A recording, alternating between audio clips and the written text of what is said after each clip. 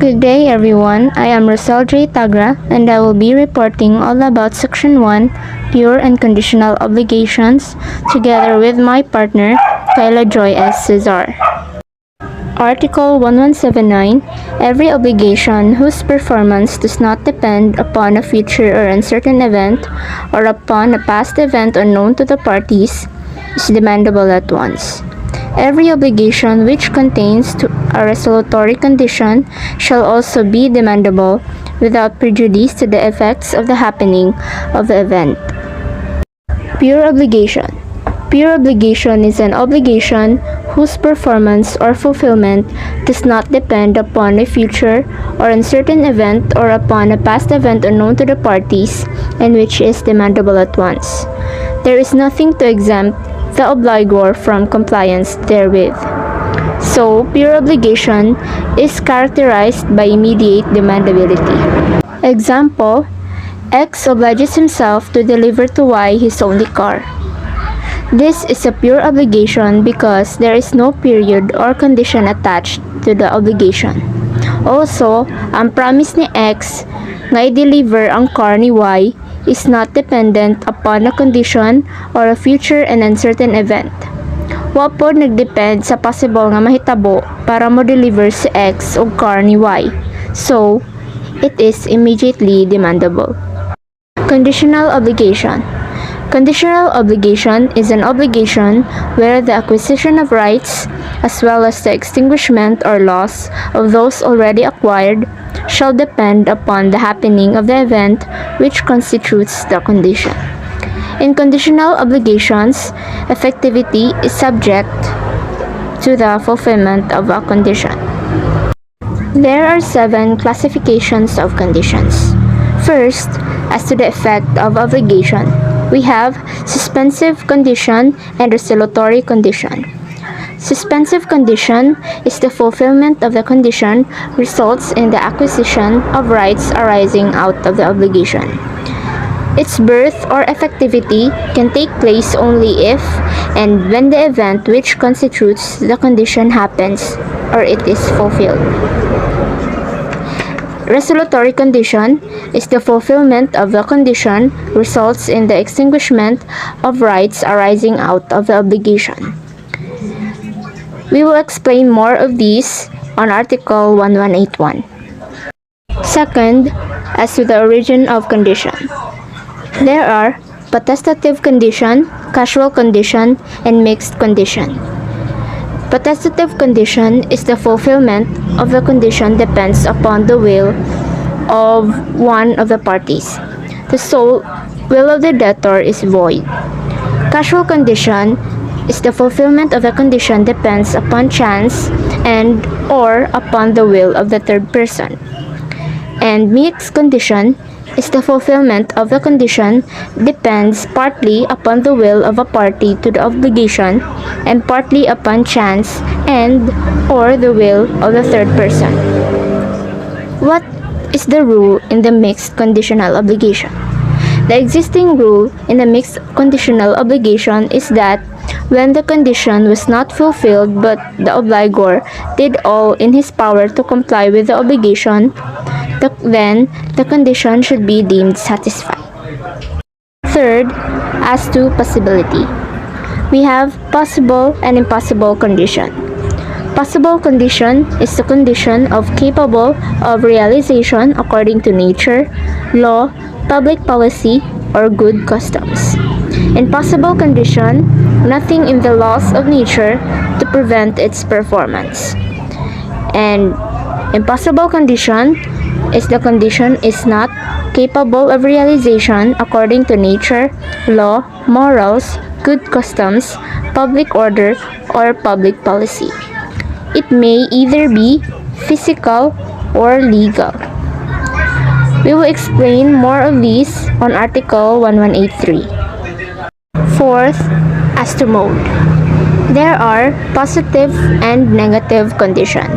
Positive condition is the condition that involves the performance of an act, and negative condition is the condition that involves the non-performance of an act.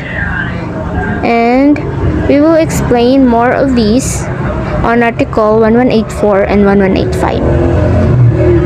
Fifth, as to divisibility.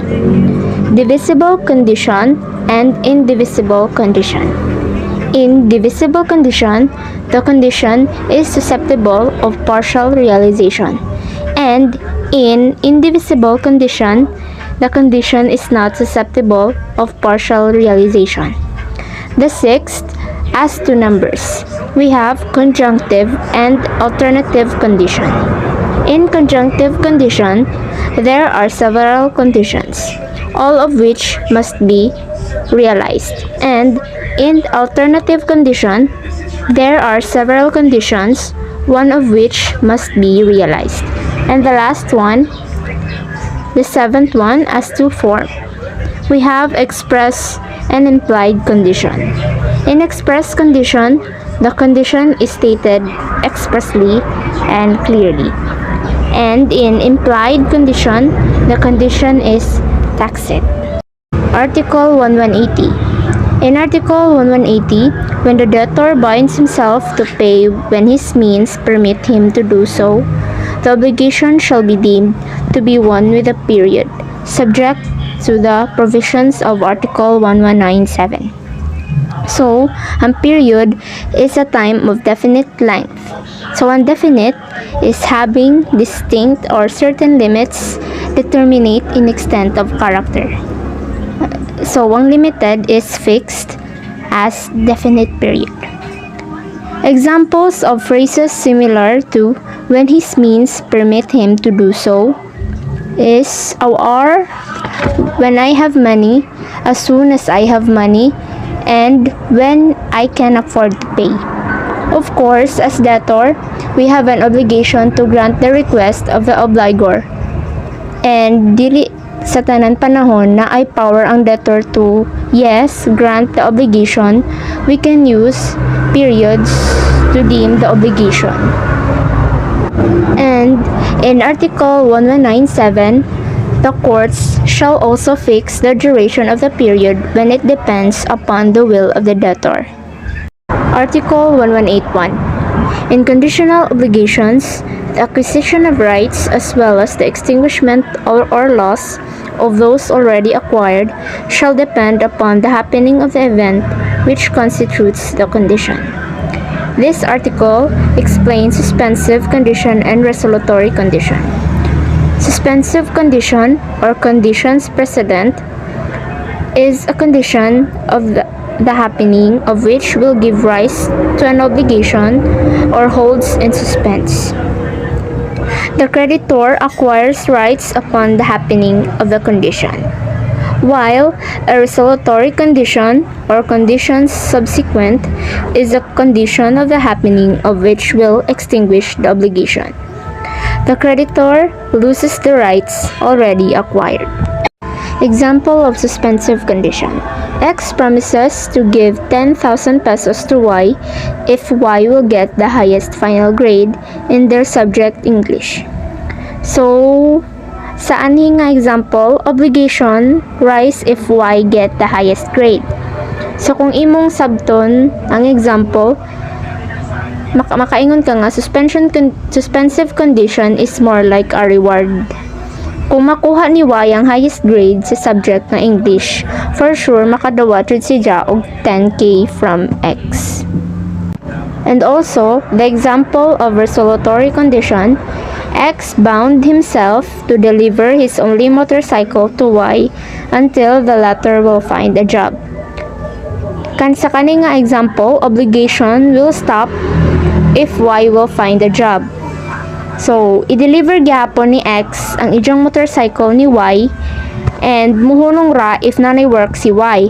Kay mura kibali si siya og support kay wapay ikapalit si Y og motorcycle. So, pahugmon sa siya ni X og motorcycle. Article 1182. When the fulfillment of the condition depends upon the sole will of the debtor, the conditional obligation shall be void. If it depends upon chance or upon the will of the third person, the obligation shall take effect in conformity with the provisions of this code. We have the potestative condition. potestative condition is a condition whose fulfillment depends upon the sole will of one of the contracting parties. So in Article 1182, if the fulfillment of a potestative condition depends exclusively upon the will of the debtor, the conditional obligation shall be void. If the fulfillment of a potestative condition depends exclusively upon the will of the creditor, the conditional obligation shall be valid. The Code prohibits purely potestative suspensive conditional obligations that depend on the whims of the debtor because such obligations are usually not meant to be fulfilled. Example, I will give you 50,000 pesos if I will travel to Baguio City tomorrow. The obligation is void because the condition depends exclusively on the debtor's will. Article 1183. Impossible conditions, those contrary to good customs or public policy, and those prohibited by law, shall annul the obligation which depends upon them. If the obligation is divisible, that part thereof which is not affected by the impossible or unlawful condition shall be valid. The condition not to do any possible thing shall be considered as not having been agreed upon. So, impossible condition, this condition is not capable of realization according to nature, law, public policy, or good customs. There are two kinds of impossible conditions. These are physical impossible conditions, which are the conditions that are contrary to the law of nature. Example, X obliged himself to give Y his only house and lot if Y can make a flying study table. Contrary jud siya sa law of nature kay naa day flying study table. Dili man makahimo si Y og flying study table kung wa jud siya naka-witness pod in the first place. And the other one, legal impossible conditions. These are the conditions which are contrary to law, morals, good customs, public order, or public policy. Example, X promised to pay Y 100,000 pesos if X will inflict serious physical injuries to Y. Contrary pod siya sa law, morals, good customs, public order, or public policy kay mo-inflict man siya og serious physical injuries which is dili jud pwede and also impossible. General rule: impossible conditions annul the obligation which depends upon them. Consequently, both the condition and the obligation are void. Except there are three exceptions. First, indivisible obligation, that part thereof which is not affected by the impossible or unlawful condition shall be valid. What is divisible obligation? Divisible obligations are those which have as their object a prestation which is susceptible of partial performance without the essence of the obligation being changed. Example, X promised to pay Y 10,000 pesos if Y will achieve the highest score in their basketball game today, and additional 5,000 pesos if Y can inflict serious physical injuries to their opponent X. So sa example, ang prestation are is si Y kay makadawat siya og 10,000 pesos ug ma-achieve niya ang highest score sa iyang basketball game, and additional nga like susceptible of partial performance nga maka-inflict si Y og physical injuries sa ilang kaaway nga si Z, makadawat siya og another 5,000 pesos, and both of them is from X. So, the second one or exception is if the obligation is negative or not to do an impossible thing, it shall be considered as not having been agreed upon. Thus, the obligation is pure and valid. Example, X promised to pay Y 10,000 pesos if Y will not assemble a flying chair. So sa example, mura gyapon si Jag gisugo nga di or ayaw na paghimo og flying chair kay aron makadawat si Y og 10,000 pesos as promised. And the third exception is if the obligation is pre-existing and not depending on the fulfillment of the impossible condition for its existence, only the condition is void. Article 1184. The condition that some event happen at a determinate time shall extinguish the obligation as soon as the time expires, or if it has become indubitable that the event will not take place. What is a positive condition? Positive condition is the condition that involves the performance of an act. In positive condition, obligation is extinguished as soon as the time expires or if it becomes indubitable that the event will not take place. Example, X promised to give Y a house and lot if Y will marry his fiancée next year. Article 1185. The condition that some event will not happen at a determinate time shall render the obligation effective from the moment the time indicated has elapsed, or if it has become evident that the event cannot occur. If no time has been fixed, the condition shall be deemed fulfilled at such time as may have probably even contemplated, bearing in mind the nature of the obligation. Article 1185 provides that if an obligation is conditioned on the non-occurrence of a particular event at a determinate time, that obligation arises at the lapse of the indicated time or if it has become evident that the event cannot occur. What is a negative condition? Negative condition is the condition involves the non-performance of an act. In negative condition, the obligation is effective from the moment the time indicated has lapsed, or if it has become evident that the event cannot occur, although the time indicated has not yet lapsed.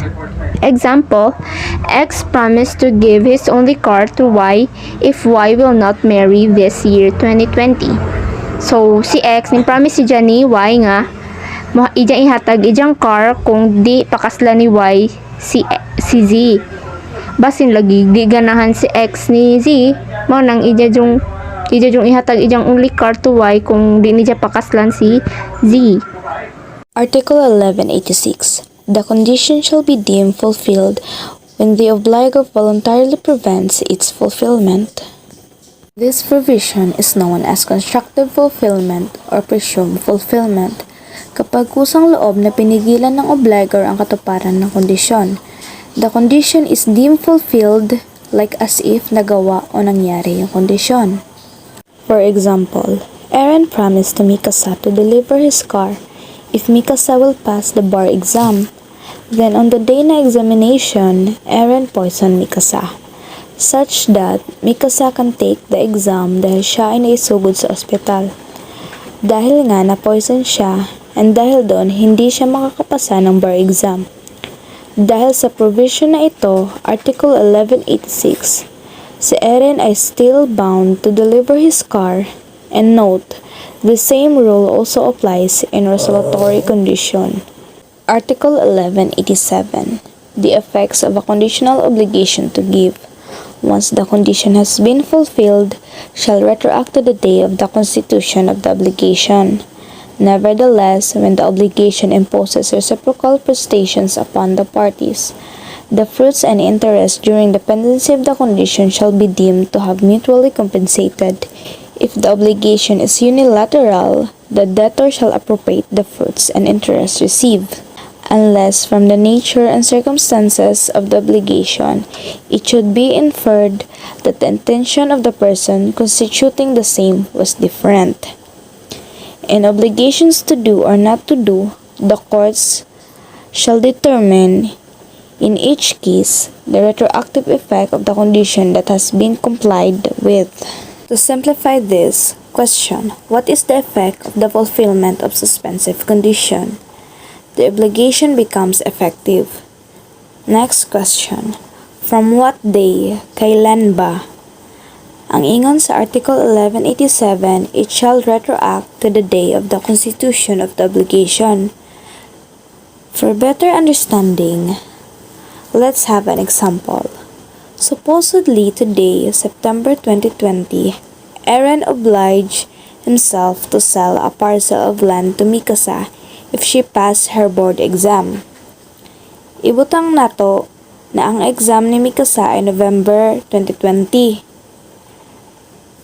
Tapos, the result of the bar exam is expected supposedly by December 2020. And Mikasa passed the exam. So from today, September 2020, kung kano saan ni-promise si Aaron, up to December 2020, bago lumabas ang result ng bar exam, Aaron still remains to be the owner of the land because wa pa nangyari ang kondisyon. Now, paggawa sa result, December 2020, Mikasa passed the bar exam. Of course, after the payment and delivery, Mikasa becomes the owner with a retroactive effect, meaning dating back to September 2020 from the time the obligation passed constituted. So why is this important to learn? Let's take the situation. Sa October 2020, before sa results sa exam, gibaligyan ni Aaron ang yuta ni Annie. So question, is the sale valid? Yes, because again, Aaron is still the owner of the land at that time. Now, how will this situation be resolved? When it comes to December 2020, Mikasa passed the bar exam. Nagibaligyan naman ni Aaron ang land. So after the promise, Mikasa preserved his right by having the conditional sale note. The Register of Deeds, ang pagpasa ng bar exam ni Mikasa will vest in her an absolute right over the property.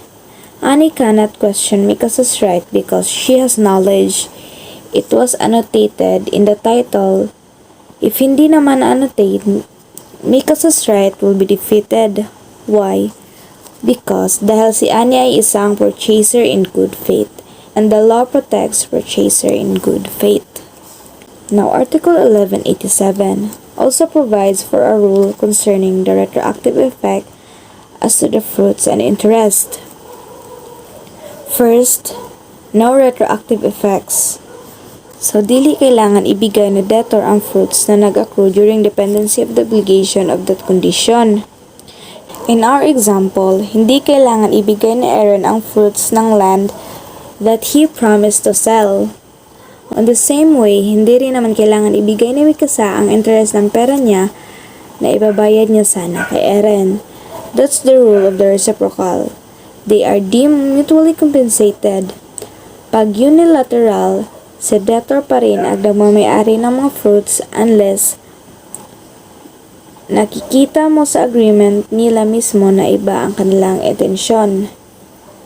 And don't forget the last sentence. In obligations to do and not to do, the court shall determine, in each case, the retroactive effect of the condition that has been complied with. I think that was self-explanatory. The court will determine. Article 1188. The creditor may, before the fulfillment of the condition, bring the appropriate action for the preservation of his right. The debtor may recover what during the same time he has paid by mistake in case of a suspensive condition. In the first sentence, it provides for action to preserve his creditor's right. Otherwise, na fulfilled ang condition but he will not receive anything. So need a preserve. But just take note, the action is for the preservation of his rights. This includes among others the right to go to the court to prevent concealment of the property of the debtor. Second paragraph. It refers to the right of the debtor to recover what was paid by mistake. This is actually consistent with the principle. Article 1189. When the conditions have been imposed with the intention of suspending the efficacy of an obligation to give, the following rules shall be observed in case of the improvement, loss, or deterioration of the thing during the pendency of the condition. This provision discusses about loss, deterioration, and improvement during the pendency of the condition. Please keep in mind that this article applies only if the suspensive condition is fulfilled and the object is specific or determinate, not generic. Sa tulo, unsa man nga situation ang pwede mangyari sa object ng obligation pending yung fulfillment ng obligation? First, lost, pwede mawala. Second, mag-deteriorate. And third, pwede mag-improve. Sa lost, it may be lost without the fault of the debtor or with the fault of the debtor. Same way in the deteriorate, without the fault of the debtor or with the fault of the debtor. And last scenario, pwede po siya ma-improve by nature or time, or through the expense of the debtor, pwede po partly through nature and time and partly through the debtor. So, before we discuss the legal implications, let's define the legal terms. Loss under the law, it may be physically lost as when a scene perishes, as when a house is burned and reduced to ashes. Legal loss when a scene goes out of commerce that was civil lost, when the thing disappears in such a way that its existence is unknown, so wa na ta kahibaw og asa na like iro nga na missing or even if known, dili na siya ma-recovered. Example, sing-sing nahog sa dagat. Kahibaw ka asa pero dili na kaya i-recover. To better understand the legal implications of this article, let's have this illustrative example. First, ang loss. Example, Aaron promised to give Mikasa his only car if Mikasa passed the bar exam. Pending the results sa bar exam, naguba totally ang ihang car. Tungod sa earthquake, which is again a fortuitous event, and is without the fault of Aaron. So Mikasa passes the bar exam, ang pangutana, does Aaron have to give anything? So fortuitous event man siya, nga the thing is lost without his fault, so the obligation is extinguished. Pero his only car to a specific thing or in this position refers to a specific thing. Instead of his car, ni promise si Eren is to give 1 million pesos to Mikasa. Now, if Mikasa passes the bar exam, pero pending sa results sa bar exam, ang kwarta kay nasunog, naway sa si Eren, lost without the fault. Example, kay tungod sa earthquake na inasunog and naapil o kasunog ang kwarta na ija unta ihatag ni Mikasa. So when Mikasa passed the bar exam, does Eren still have to give her 1 million pesos? Yes, because money is generic. Sabi nga, genus never perish. Okay, now suppose the loss occurred due to the fault of Eren. According to Article 1189, if the thing is lost due to the fault of the debtor, he shall pay the damages. So if Eren lost the car, he shall pay the damages to Mikasa. Next, ang deterioration. So pending sa pagpasa ni Mikasa sa bar exam, ang car ni Eren ay nag-deteriorate. Kay tungod dugay nakapasa si Mikasa. So it took her pila ka years. So without the fault of Eren, na-deteriorate ang car. Question. Will Eren be liable for the depreciation or should it be Mikasa who will suffer the deterioration? Article 1189 says that when the thing deteriorates without the fault of the debtor, the impairment is to be borne by the creditor. So diri na example, since it's not the fault of Eren, the creditor or Mikasa will suffer the deterioration or impairment. Now what if na-deteriorate ang car and ang sa kay si Eren? Hindi siya nag-exercise ng diligence of a good father of a family. Ija ra gibasagdan sa gawas, as a result, dakuha ang na-deteriorate sa car. So diri, si Mikasa pwede mo pili between either recession plus damages. Second, pwede po the fulfillment of the obligation plus damages. And third, the improvement. So what if wala na-deteriorate pero ni-improve ang car? Who gets the improvements or who gets the benefit? So depende gihapon if it's improved by nature or time. So sa creditor gihapon ang mag-benefit. This is the compensate the creditor. Kay kung mag-deteriorate, siya gihapon ang mag-suffer. So pag nag-improve, dapat siya po ang mag-benefit. So what if ang improvement ay dahil sa expense ni debtor?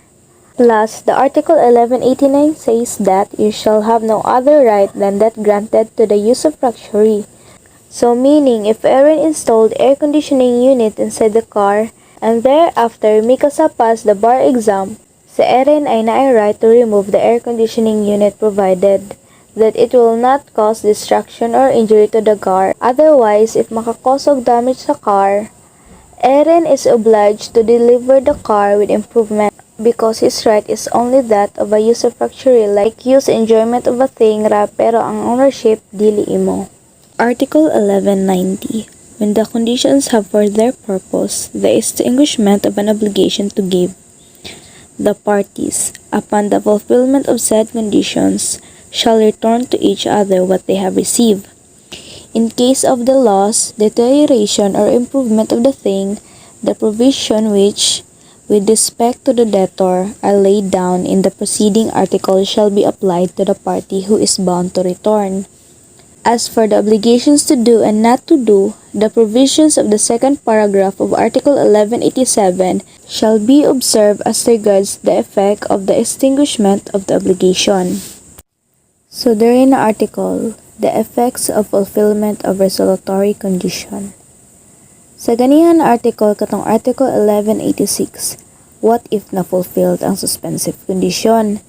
Diri na article ang resolutory condition. So, the effects of fulfillment of resolutory.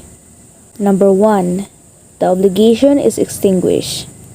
Demandable at once pag nahitabo ang condition mawala or ma-extinguish ang condition. Second, dahil ang obligation ay na-extinguish, the parties should return or restore to each other what they have received including the fruits and interest.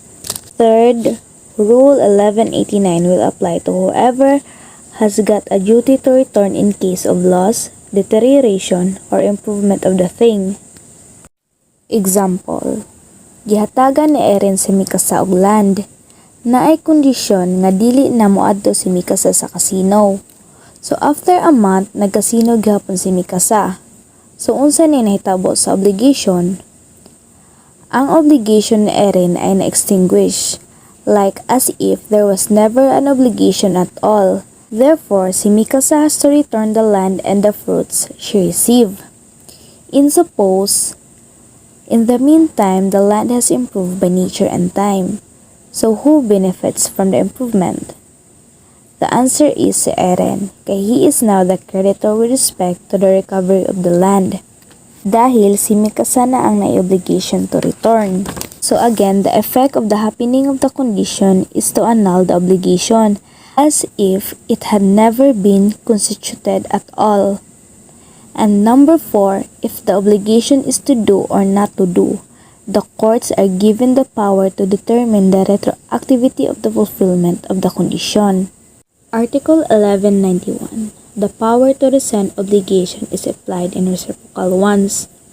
In case one of the obligors should not comply with what is incumbent upon him, the injured party may choose between the fulfillment and the rescission of the obligations.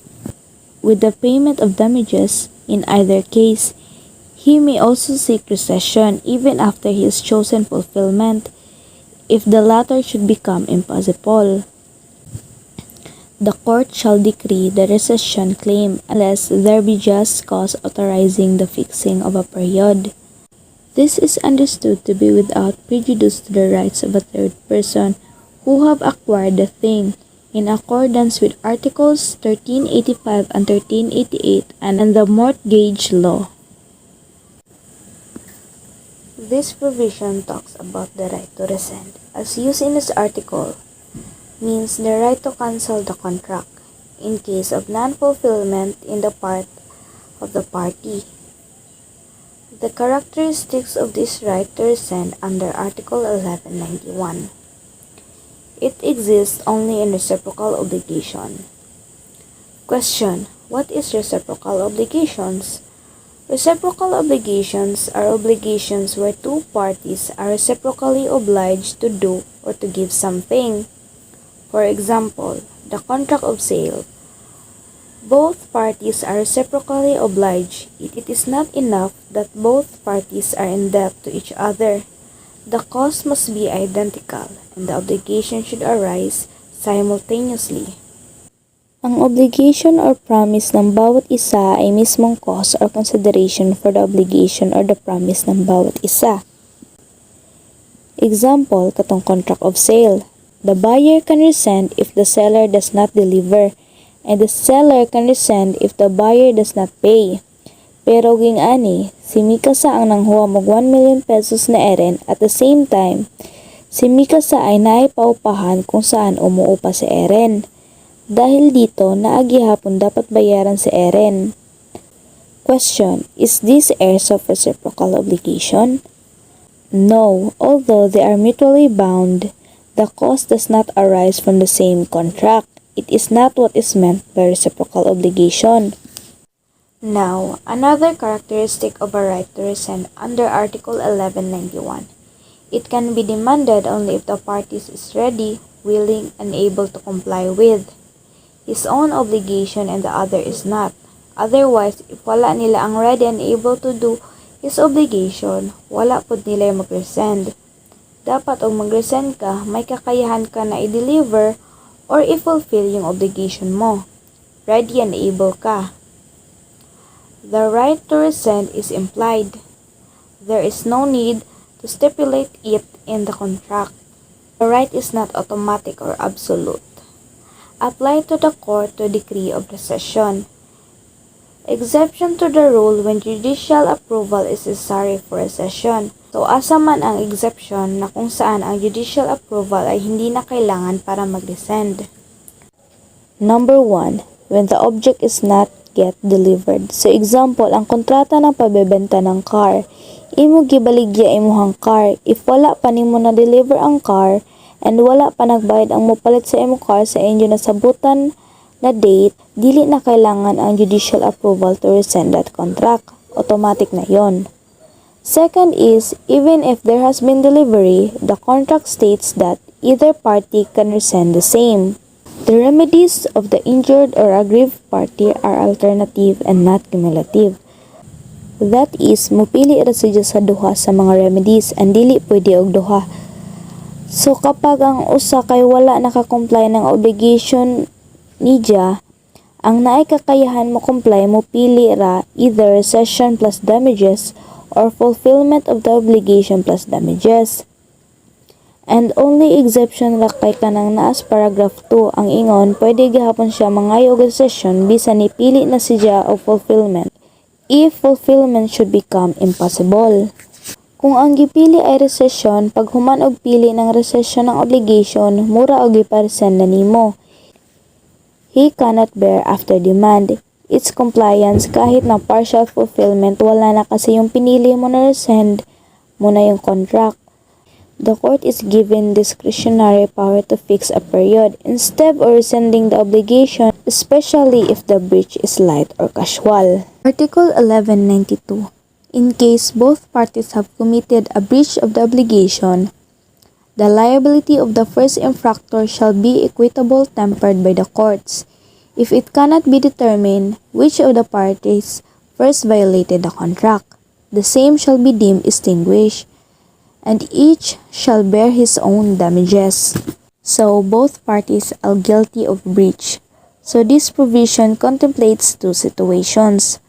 First, yung first infractor is known, kahibaw o kinsa ang una nilabag ng obligation. In this case, the liability of the first infractor should be equitably reduced. Now, if dili mahibawan kung kinsa nila ang duha ang infractor, the rule is that the contract shall be deemed extinguished and each shall bear his own damages. And that's all for Section 3, Section 1. Thank you.